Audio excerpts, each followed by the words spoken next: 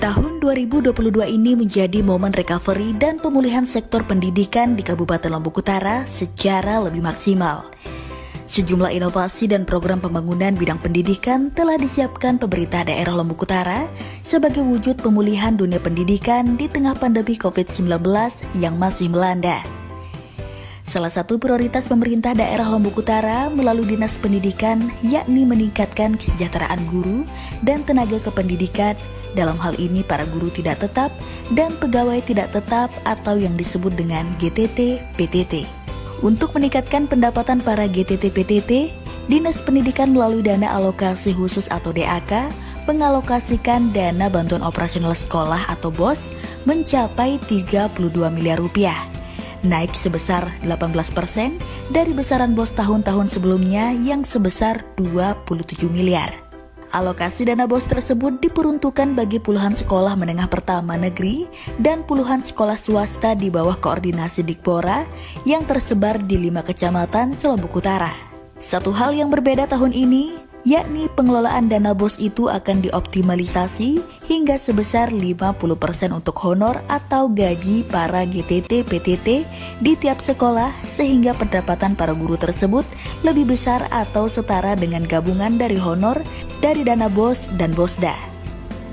Optimalisasi penggunaan dana BOS hingga 50% tersebut juga sebagai bentuk inovasi Dikpora untuk mengganti dana BOSDA yang tahun ini ditiadakan akibat terjadinya defisit APBD yang sangat besar yang menjadi sumber pendanaan BOSDA selama ini. Selain mensejahterakan GTT-PTT, Dikpora Lombok Utara tahun ini juga berupaya meningkatkan kualitas pendidikan berbasis pembangunan fisik dan SDM di 5 bidang teknis Dikpora. Terdapat sejumlah program fisik penunjang kegiatan belajar mengajar, jenjang dasar dan menengah, yakni pembangunan sejumlah unit sekolah baru, penambahan puluhan ruang kelas, sejumlah gedung perpustakaan, dan fasilitas penunjang lainnya. Di tahun 2022 ini, Dikpora juga mengadakan fasilitas berupa pemberian bantuan komputer jinjing atau laptop sebanyak 1.000 unit bagi 99 sekolah se-Lombok Utara. Tak hanya itu, Dikpora juga akan membangun rumah dinas kepala sekolah, guru, dan penjaga sekolah. Pihak Dikpora juga akan membangun laboratorium IPA senilai 5 miliar lebih untuk menunjang kualitas pendidikan SD dan SMP. Prioritas lain yang dilakukan Dikpora yaitu pembangunan sejumlah sarana prasarana serta kelengkapan bidang pemuda dan olahraga, pendidikan PAUD dan non-formal serta fasilitasi bidang kebudayaan dan program pembinaan kependidikan.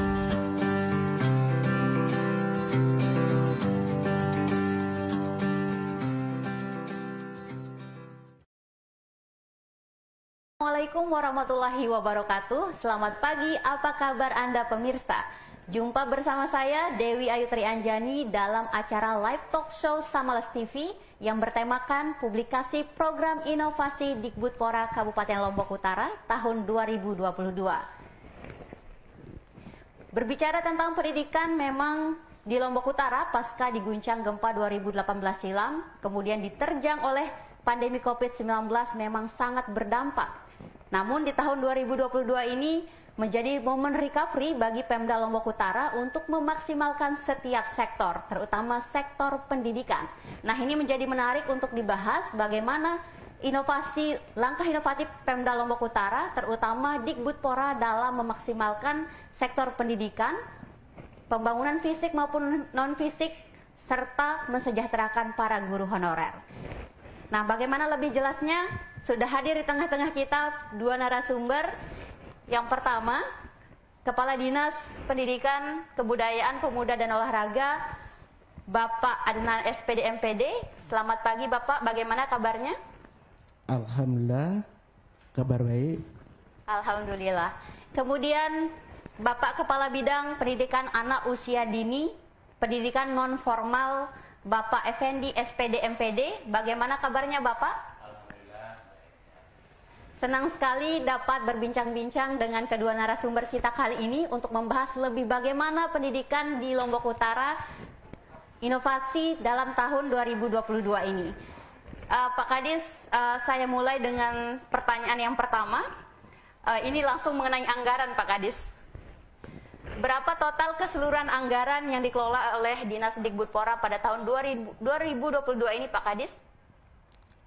Terima kasih Mbak Dewi. Assalamualaikum warahmatullahi wabarakatuh. Selamat pagi, salam sejahtera buat kita semuanya. Jadi alhamdulillah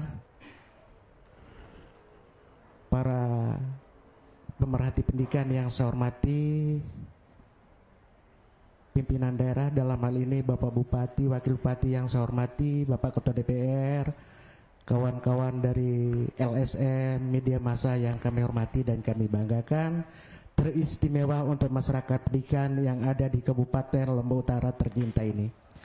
Sesuai dengan pertanyaan Mbak Dewi, jadi anggaran pendidikan di Kabupaten Lombok Utara di tahun 2022 ini sebesar 218,2 miliar rupiah.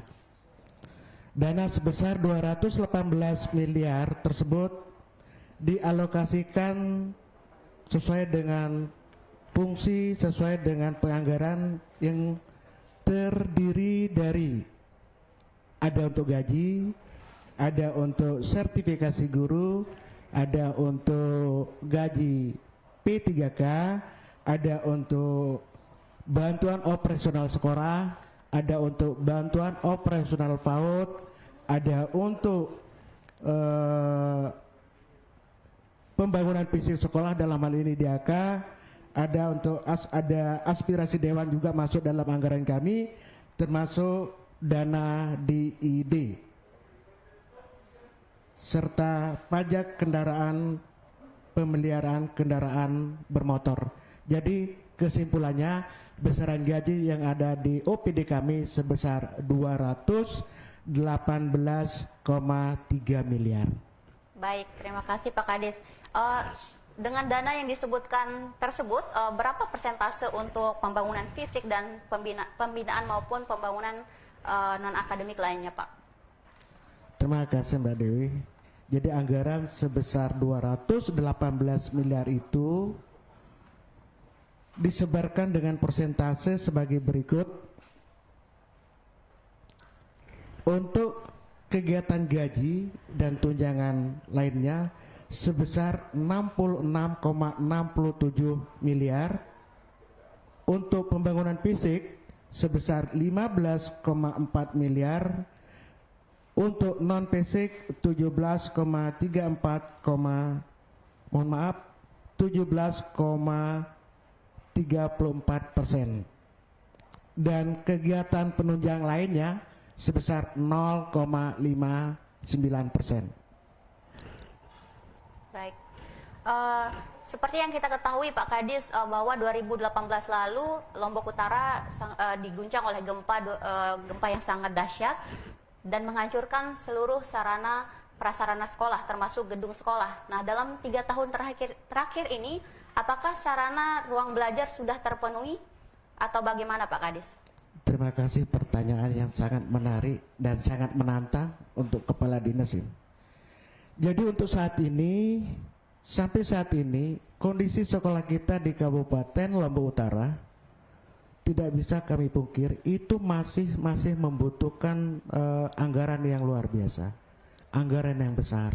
Sehingga sesuai dengan pertanyaan Mbak Dewi tadi, bagaimana kondisi yang jelas belum sepenuhnya bisa kami perbaiki atau kami rehab karena memang anggaran kita yang sangat-sangat terbatas. Mudah-mudahan ke depan dengan ikhtiar dan doa restu semua masyarakat Kabupaten Lombok Utara, apa yang jadi kendala kita masalah pembangunan fisik dan lain-lain ini bisa kami jawab.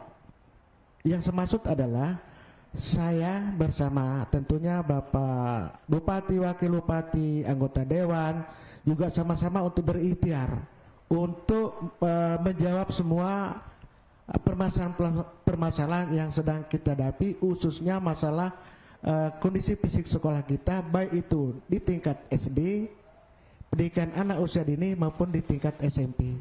Jadi masih banyak sekolah kita yang memang sampai saat ini belum bisa kita perbaiki sesuai dengan harapan kita semua, terutama masyarakat pendidikan, di mana saat ini anak-anak kita masih belajar di ruang kelas darurat atau yang sering disebut dengan RKBS, ya, ruang kelas baru, ruang kelas darurat baru. Baik, dari total 5 kecamatan yang ada di Lombok Utara, Pak Kadis, total keseluruhan sekolah yang masih belajar di ruang belajar sementara itu berapa? Berdasarkan hasil survei dan kunjungan langsung dari Bapak Kepala Bidang bersama Bapak Kepala Sisi dan saya sendiri yang sudah saya panggil kemarin, karena sekolah ini sangat-sangat membutuhkan pembangunan sebesar 28 sekolah yang tersebar di 5 kecamatan, baik itu untuk sekolah negeri maupun swasta di bawah naungan Dikbudpora. Nah, upaya-upaya yang sudah kita lakukan terhadap 28 sekolah tersebut, pertama kita panggilkan semua kepala sekolah bersama operator sekolah untuk memperbaiki semua dapodik khususnya berkaitan dengan dapodik sarana prasarana. Setelah itu kami juga berkoordinasi dengan tim panitia DAK pusat, sehingga nantinya ketika ada kendala-kendala dapodik ini, setidaknya kami mendapat informasi dari pemerintah pusat, dalam hal ini panitia DAK, untuk menginformasikan bahwa data yang kami miliki dari sekolah-sekolah yang saya sebut tadi 28 sekolah, minimal kami bisa diinformasikan untuk segera diperbaiki, sehingga di tahun 2023 nanti mudah-mudahan permasalahan itu bisa terjawab, terutama dari anggaran alokasi khusus dari Kementerian Pendidikan, Kemendikbudti pusat. Baik, terima kasih banyak Pak Kadis atas jawabannya. Sekiranya dapat menjawab pertanyaan-pertanyaan pemirsa di luar sana. Nah, kita beralih kepada Bapak Kepala Bidang Pendidikan Anak Usia Dini, Pendidikan Non Formal, Bapak Effendi. Ini merupakan salah satu bidang yang dikoordinasikan oleh Dikpora. Nah, mengenai sekolah non formal di Lombok Utara, Pak Kabid, apa saja inovasi yang dilakukan pada tahun 2022 ini? Terima kasih Mbak Dewi. Assalamualaikum warahmatullahi wabarakatuh. Waalaikumsalam warahmatullahi wabarakatuh. Saya dari Kepala Bidang PAUD PNF. Jadi selama kami bertugas di sini, kami kebetulan dipercaya oleh Pak Bupati untuk menangani PAUD, pendidikan anak usia dini dan pendidikan non formal. Yang kami lakukan pertama kali adalah mencari data dulu. Artinya data yang sudah ada kami lengkapi. Kebetulan di awal-awal tugas kami di sini, kami melakukan roadshow ke 5 kecamatan untuk menjemput data. Kami kumpulkan semua operator dari masing-masing PAUD. Jadi mulai dari Kecamatan Bayan sampai Kecamatan Pemenang. Jadi alhamdulillah, mudah-mudahan dengan hasil roadshow kami itu nanti ada perubahan pada dapodik yang selama ini masih terus terang ya agak amburadul sedikit, karena yang didata di dapodik selama ini adalah data peserta didik dan data kependidikannya, guru dan tenaga kependidikan. Yang sering sekali dilewati adalah data sarpras seperti yang disampaikan oleh Pak Kepala Dinas tadi. Nah, jadi untuk saat ini kami akan tata kembali bagaimana data-data itu nanti bisa terkumpul, dan kebetulan kami sekarang ada di bidang PK ya, itu datanya itu terkumpul, satu data dari bidang PAUD, Dikdas dan bidang-bidang yang lain, satu data kami lakukan, itu nanti ada di operator khusus. Jadi semua operator terkumpul di bidang PK.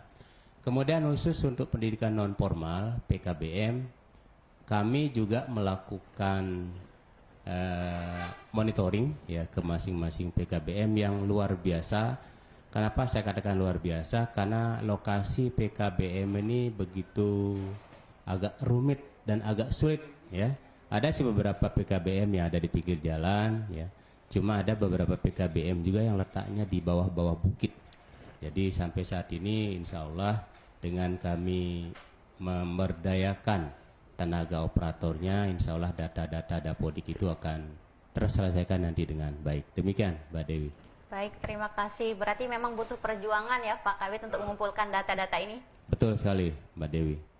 Kalau boleh tahu ini sudah sejauh berapa persen Pak pengumpulan data dari keseluruhan di Lombok Utara?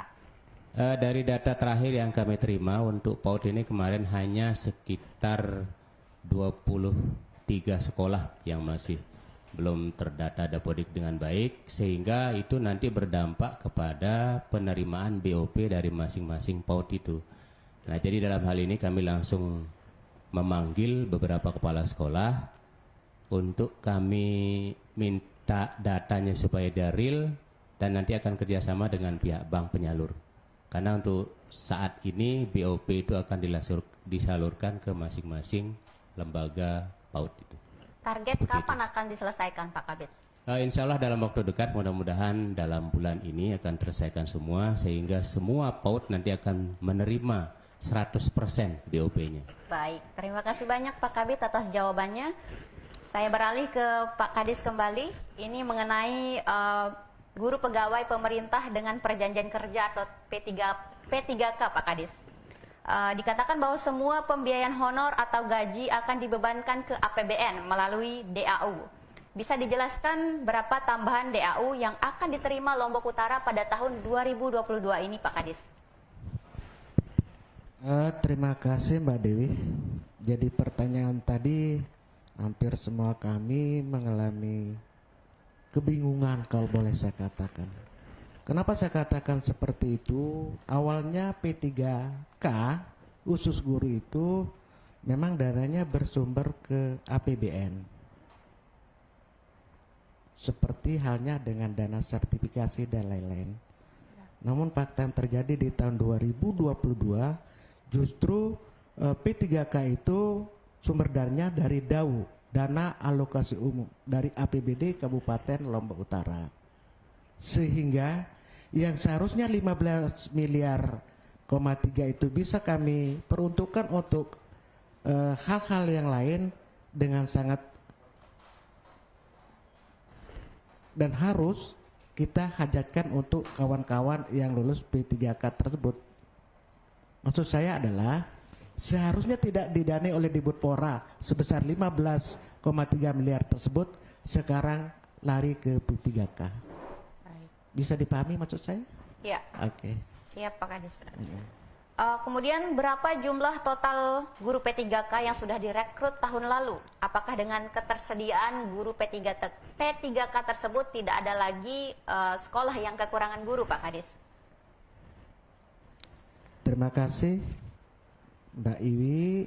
Jadi kita masih membutuhkan guru ASN atau P3K sampai pendataan 2021 sebesar 821 guru. Itu kebutuhan kita untuk mencukupi kekurangan. Nah, sampai pengurutan P3K kita baru mampu merekrut sebesar 281. Pertanyaan Iwi adalah sudah cukupkah? Jadi jawabannya masih kurang lebih 570 guru baru yang berdasarkan status. Berarti kekurangannya masih banyak Pak Masih Kadis. 570 kalau kita lihat dari status P3K-nya atau ASN-nya. Baik, terima kasih banyak Pak Kadis atas jawabannya. Pemirsa, kita akan jeda dalam sesi 1 dan kita akan melanjutkan pada sesi 2. Tahun 2022 ini menjadi momen recovery dan pemulihan sektor pendidikan di Kabupaten Lombok Utara secara lebih maksimal. Sejumlah inovasi dan program pembangunan bidang pendidikan telah disiapkan pemerintah daerah Lombok Utara sebagai wujud pemulihan dunia pendidikan di tengah pandemi COVID-19 yang masih melanda. Salah satu prioritas pemerintah daerah Lombok Utara melalui Dinas Pendidikan yakni meningkatkan kesejahteraan guru dan tenaga kependidikan, dalam hal ini para guru tidak tetap dan pegawai tidak tetap atau yang disebut dengan GTT-PTT. Untuk meningkatkan pendapatan para GTT-PTT, Dinas Pendidikan melalui dana alokasi khusus atau DAK mengalokasikan dana bantuan operasional sekolah atau BOS mencapai 32 miliar rupiah. naik sebesar 18% dari besaran BOS tahun-tahun sebelumnya yang sebesar 27 miliar. Alokasi dana BOS tersebut diperuntukkan bagi puluhan sekolah menengah pertama negeri dan puluhan sekolah swasta di bawah koordinasi Dikpora yang tersebar di 5 kecamatan Selombok Utara. Satu hal yang berbeda tahun ini, yakni pengelolaan dana BOS itu akan dioptimalisasi hingga sebesar 50% untuk honor atau gaji para GTT PTT di tiap sekolah, sehingga pendapatan para guru tersebut lebih besar atau setara dengan gabungan dari honor dari dana BOS dan BOSDA. Optimalisasi penggunaan dana BOS hingga 50% tersebut juga sebagai bentuk inovasi Dikpora untuk mengganti dana BOSDA yang tahun ini ditiadakan akibat terjadinya defisit APBD yang sangat besar yang menjadi sumber pendanaan BOSDA selama ini. Selain mensejahterakan GTT PTT, Dikpora Lombok Utara tahun ini juga berupaya meningkatkan kualitas pendidikan berbasis pembangunan fisik dan SDM di 5 bidang teknis Dikpora. Terdapat sejumlah program fisik penunjang kegiatan belajar mengajar, jenjang dasar dan menengah, yakni pembangunan sejumlah unit sekolah baru, penambahan puluhan ruang kelas, sejumlah gedung perpustakaan, dan fasilitas penunjang lainnya.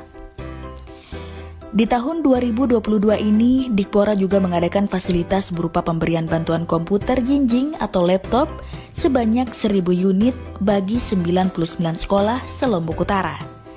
Tak hanya itu, Dikpora juga akan membangun rumah dinas kepala sekolah, guru, dan penjaga sekolah. Pihak Dikpora juga akan membangun laboratorium IPA senilai 5 miliar lebih untuk menunjang kualitas pendidikan SD dan SMP.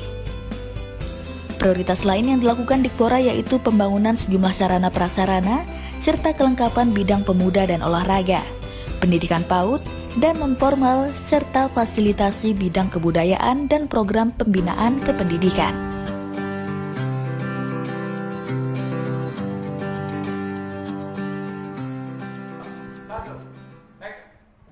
Baik, kembali lagi bersama kami dalam live talk show program Inovasi Dikpora Kabupaten Lombok Utara tahun 2022. Nah, ini kita langsung saja memberikan pertanyaan kepada Bapak Kepala Dinas. Ini pertanyaan yang jawabannya sangat ditunggu-tunggu oleh publik, Pak Kepala Dinas, terutama kalangan guru tidak tetap maupun pegawai tidak tetap. Oleh banyak kalangan, kebijakan pemerintah daerah Lombok Utara, dalam hal ini Dinas Pendidikan Pemuda dan Olahraga yang menghapus dana BOSDA tahun 2022 ini dinilai tidak berpihak pada GTT maupun PTT. Sementara salah satu visi dan misi Pemda Lombok Utara adalah mensejahterakan guru GTT maupun PTT. Apa yang melatar belakangi atau alasan Dikpora untuk menghapus BOSDA tersebut, Pak Kadis? Terima kasih pertanyaan. Jadi yang saya hormati seluruh masyarakat Lombok Utara, kawan-kawanku, saudara-saudaraku, pejuang pendidikan yang tersebar dari Kecamatan Pemenang sampai Kecamatan Bayan. Pertanyaan dari Mbak Dewi itu betul-betul membuat Dikpora jantungan. Dikpora Kabupaten Lombok Utara tidak pernah menghapus atau mentiadakan dana yang namanya BOSDA. Justru Dikpora selalu menyuarakan BOSDA supaya mendapat alokasi dana. Lagi-lagi oleh kawan-kawan tim TAPD dengan kondisi Kabupaten Lombok Utara yang minus 400 miliar, mau tidak mau kondisinya seperti itu, dan saya berharap kepada saudara-saudaraku, teman-temanku, polong rentenku, khususnya PTT GTT di bawah naungan Dikpora untuk bersabar dulu. Solusi yang akan kami tempuh untuk menjawab semua persoalan tersebut adalah mohon dan tolong untuk dicermati, mudah-mudahan semua kepala sekolah yang ada di Kabupaten Lombok Utara untuk mengikuti kegiatan kami jumpa pers sama kawan-kawan media, supaya untuk menjawab pertanyaan dari masyarakat tadi adalah mohon dan tolong pemanfaatan dana BOS itu betul-betul dimaksimalkan sesuai dengan Juklak dan Juknis. Karena dalam Juklak dan Juknis tersebut belanja personalia atau kepegawaian bisa mencapai angka 50%. Sehingga permasalahan kendala yang terjadi karena ketidakadanya dana BOS di tahun 2022 ini insya Allah akan bisa terjawab melalui dana BOS reguler yang sudah diluncurkan oleh pemerintah pusat. Karena memang salah satu Mbak Dewi, salah satu item daripada pembelanjaan dana BOS tersebut adalah salah satu adalah belanja personalia atau masalah kepegawaian. Demikian barangkali yang bisa saya jawab. Mudah-mudahan lagi sekali semua kawan-kawan kepala sekolah yang dimanapun berada mohon untuk membelanjakan belanja dana BOS tersebut sesuai dengan Juklak dan Juknis. Lagi sekali untuk dana personalia untuk sekolah-sekolah tertentu yang memang pegawai PTT-nya dan GTT-nya banyak bisa dimaksimalkan sampai 50%, tidak boleh lebih dari itu. Terima kasih. Baik, terima kasih Pak Kadis. Kemudian pertanyaan selanjutnya, jika hanya ada dana BOS di setiap sekolah, seperti apa konsep pengelolaannya untuk setidaknya bisa mensejahterakan para GTT maupun PTT, yang mana dana BOSDA sudah tidak ada lagi tahun ini? Terima kasih Mbak Dewi. Seperti yang saya sampaikan tadi, untuk mencari solusi dengan tidak adanya GTT dan PTT, jalan yang sudah ditempuh oleh Dinas Dikbudpora Lombok Utara, kami sudah mengumpulkan semua kawan-kawan kepala sekolah dan bendara BOS, mulai dari Kecamatan Pemenang sampai Kecamatan Bayan. Apa maksudnya? Jadi maksudnya adalah untuk memberikan penjelasan kepada semua kawan-kawan kepala sekolah sambil mensosialisasikan bahwa di tahun 2022 ini dana BOS tidak mendapat anggaran, bukan dihapus lagi sekali, bukan dihapus tapi tidak mendapat anggaran. Untuk dimaklumi oleh kita semua, banyak kegiatan-kegiatan yang memang tahun kemarin ada, tahun ini tidak ada. Solusinya insya Allah melalui penggunaan dana BOS secara maksimal. Apa yang jadi kendala kawan-kawan, apa yang jadi permasalahan dari kawan-kawan di lapangan, insya Allah akan bisa terjawab. Salah satu contoh, saya pernah turun ke lapangan, salah satu sekolah, tidak perlu saya sebut, yang dari awalnya seorang penjaga, security-nya sebelumnya mendapat gaji hanya 700.000, dengan tidak adanya anggaran BOSDA tersebut, sekarang mereka sudah bisa menikmati angka 900, ada kenaikan 200. Insya Allah di sekolah-sekolah yang lain mudah-mudahan bisa mengikuti jejak sekolah yang saya maksud tadi. Terima kasih. Terima kasih banyak Pak Kadis. Kita beralih ke Pak Kabid, Kepala Bidang Bapak Effendi. Ini dari tadi pembahasan kita seputar mengenai dana BOS dan BOSDA. Bagaimana kondisi pengelolaan dana BOS sendiri di sekolah PAUD HI, Pak Kabid? Terima kasih Mbak Dewi. Jadi di PAUD itu bukan BOS istilahnya, tapi BOP, bantuan operasional PAUD gitu kan. Jadi di Lombok Utara ada 202 PAUD yang sudah ada. PAUD negeri ada 14, termasuk dari 5 kemarin yang sudah kami negerikan, dan sisanya itu adalah PAUD swasta. Jadi begitu banyaknya PAUD-PAUD ini sehingga pemerintah punya program khusus ini Mbak Dewi. Ada peraturan Presiden nomor 60 tahun 2013, itu PAUD nanti akan dijadikan holistik integratif. Artinya holistik integratif ini adalah menyeluruh dan utuh dari segi gizinya, kemudian kesehatannya dan pendidikannya itu nanti digarap secara menyeluruh dan utuh. Jadi untuk diketahui bahwa PAUD ini memiliki bunda, Bu Dewi. Jadi bunda PAUD dari tingkat nasional itu adalah istri Bapak Presiden. Sampai ke tingkat desa, Bu. Jadi nanti istri kepala desa itulah bunda PAUD-nya.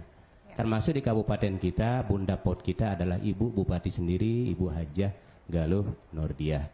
Nah, jadi insya Allah selama ini kami dari PAUD sudah melakukan BIMTEK untuk holistik integratif ini baru 50% PAUD.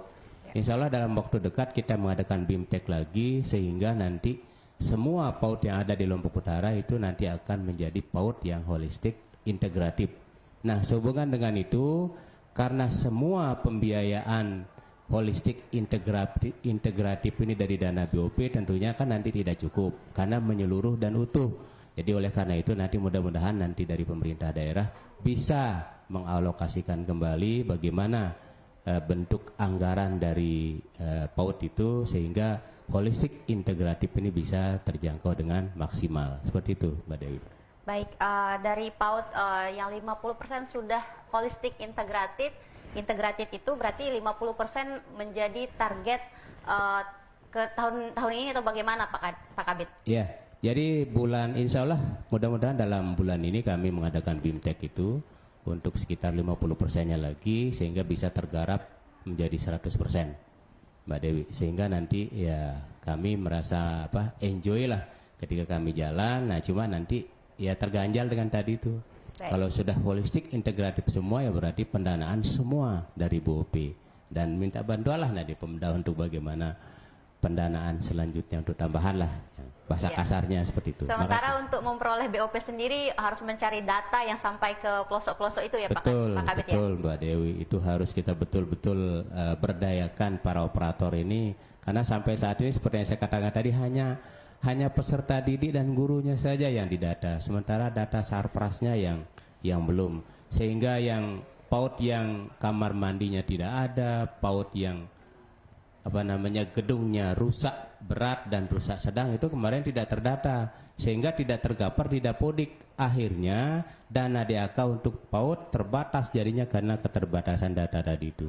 Nah harapan kami begitu kami roadshow kemarin, mudah-mudahan bisa muncul di Dapodik sehingga nanti DAK di PAUD nanti akan maksimal itu. Makasih Mbak. Baik, terima kasih Pak Kabid. Satu lagi pertanyaan tambahan. Ini semisalkan seluruh PAUD HI ini sudah PAUD di Lombok Utara sudah holistik integratif begitu, apakah sudah langsung menjadi negeri? 200 dari 215 sekian PAUD yang sudah yang ada di Lombok Utara begitu Pak Kabid. Baik, Pak Kabid. Tidak Bu ya. Jadi tidak ada hubungannya dengan negeri swasta kalau PAUD holistik integratif itu. Di negeri pun ada integratif holistiknya, holistik integratifnya. Di swasta juga seperti itu. Jadi semua diperlakukan sama oleh pemerintah pusat dan pemerintah daerah. Siap. Terima kasih banyak Pak Kabid atas jawabannya. Kita beralih ke Bapak Kepala Dinas kembali. Masih semangat Bapak? Insya Allah semangat terus ini. Ini publik ingin tahu banyak hal, jadi kita berbincang-bincang banyak mengenai terutama kesejahteraan GTT PTT. Saya yakin pemirsa di rumah terutama yang berprofesi menjadi guru honorer atau pegawai tidak tetap sangat menanti jawaban-jawaban dari Bapak Kepala Dinas dan juga Bapak Kabid dalam talk show ini. Begini Bapak Adenan, Pak Kadis. Apakah ada kemungkinan dana Bosda akan diberikan lagi pada tahun-tahun yang akan datang atau ada konsep lain untuk mensejahterakan atau menambah pendapatan para guru GTT maupun PTT dengan catatan postur APBD di Dikpora kembali normal? Terima kasih Mbak Dewi. Niat ini memang di tahun 2021 sudah kami sampaikan ke beliau-beliau tim TAPD. Kembali ke pertanyaan, apakah akan ada Insya Allah saya mohon doa restu seluruh masyarakat Lombok Utara, khususnya kawan-kawanku, saudara-saudaraku, para guru tercinta PTT. Mudah-mudahan daerah kita normal kembali sehingga anggaran untuk itu bisa muncul kembali, Mbak Dewi. Ya, jadi nanti di tahun 2023 ketika kondisi daerah kita sudah aman, maka mudah-mudahan, karena salah satu misi-misi kami pemerintah Kabupaten Lombok Utara ini bagaimana guru itu betul-betul bisa disejahterakan berdasarkan kondisi dan kemampuan. Insya Allah mari kita berdoa. Dan perlu kawan-kawan ketahui, di seluruh pelosok dari Kecamatan Pemenang sampai Bayan, kami saat ini sedang menggarap sekolah-sekolah terpencil. Mudah-mudahan, karena di Provinsi Nusa Tenggara Barat yang masih tersisa sebagai daerah tertinggal itu adalah Kabupaten Lombok Utara. Alhamdulillah saya sudah komunikasi langsung dengan Ibu Direktur SD tentang kondisi daerah kita yang tertinggal.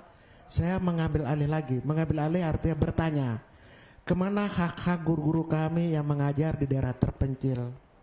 Ternyata memang selama ini ada kilapan pada kami di Dikbudpora yang belum mengusulkan ke pemerintah pusat. Berarti Dikpora mengakui kehilapan, Pak Kadis? Kehilapan kurang lebih 5 tahun yang lalu.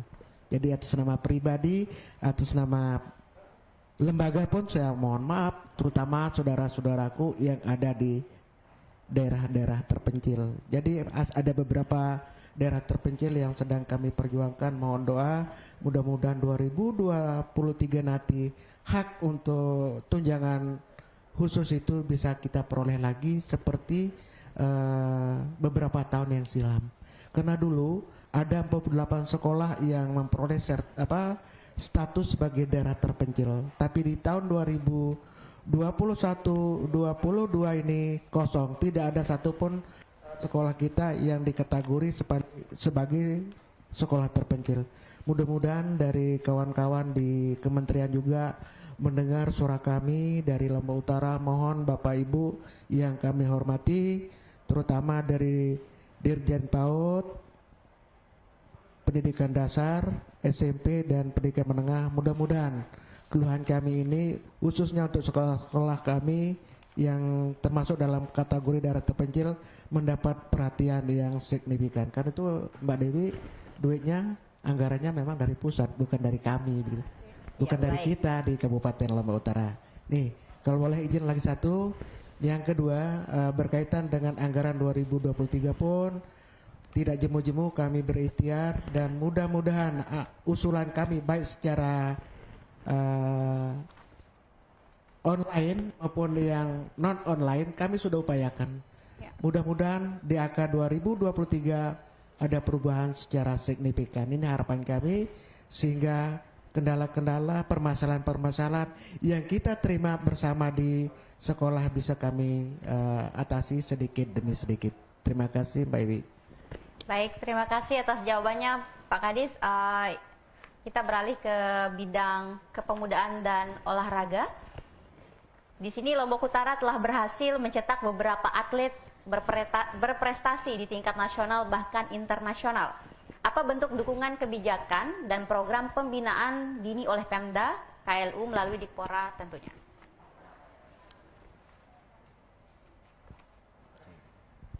Kepada Bapak Kepala Dinas, jika memang Pak Kabid ingin menambahkan jawaban juga bisa.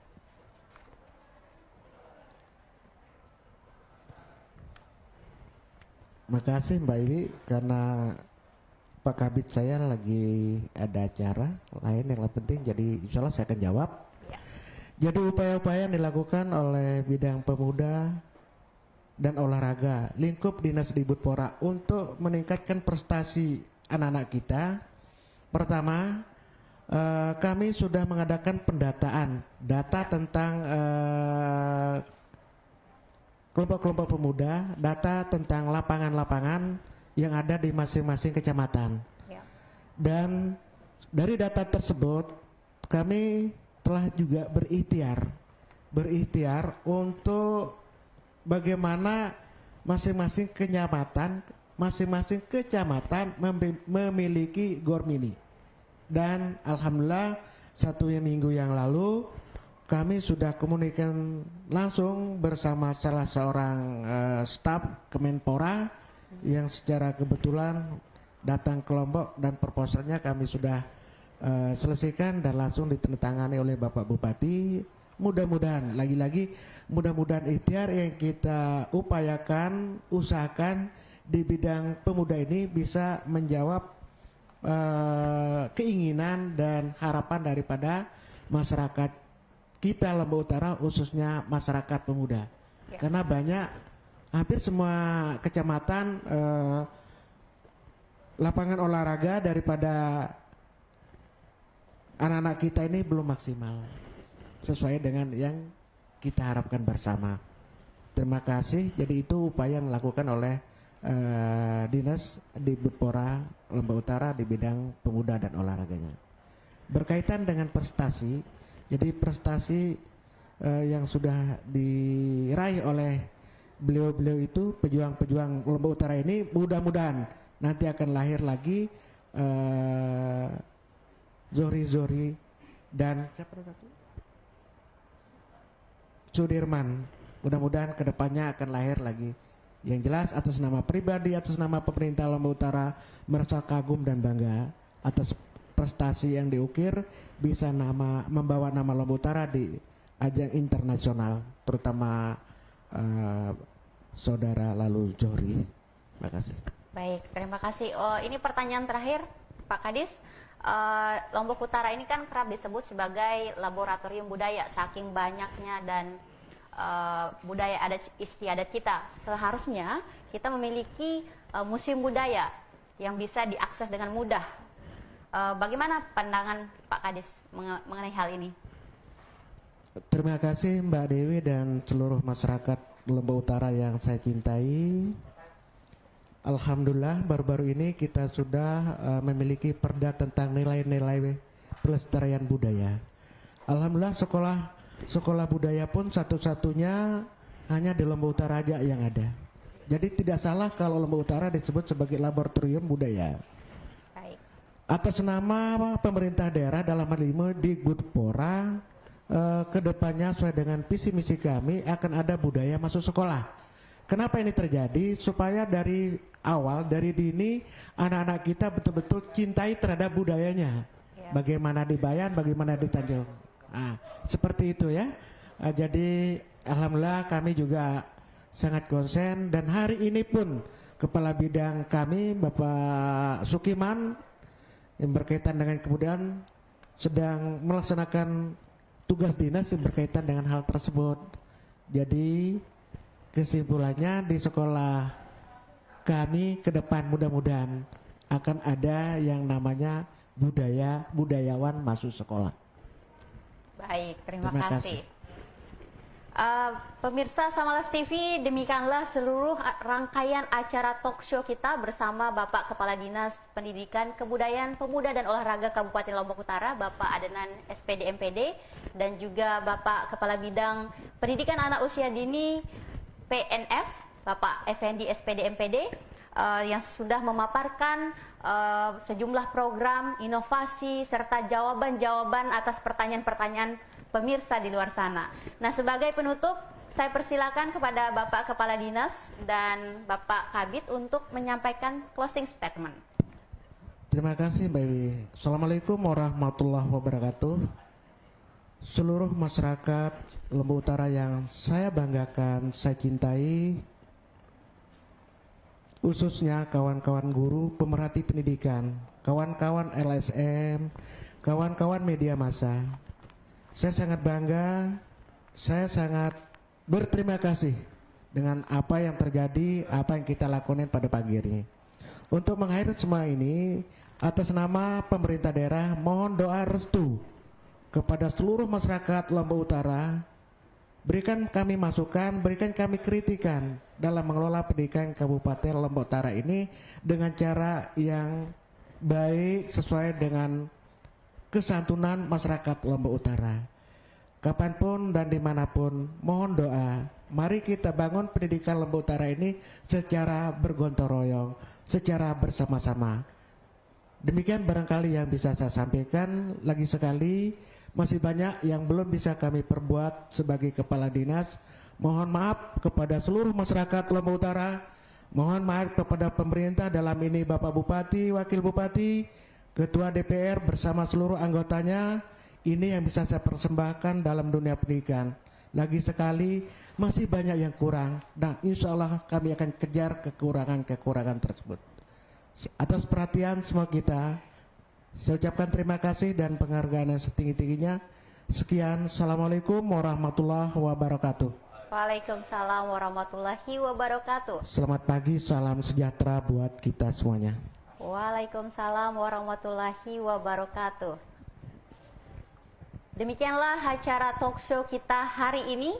Saya Dewi Ayu Trianjani pamit undur diri dari hadapan Anda. Sampai jumpa dan wassalamualaikum warahmatullahi wabarakatuh. Waalaikumsalam warahmatullahi wabarakatuh. Terima kasih banyak Pak Kadis.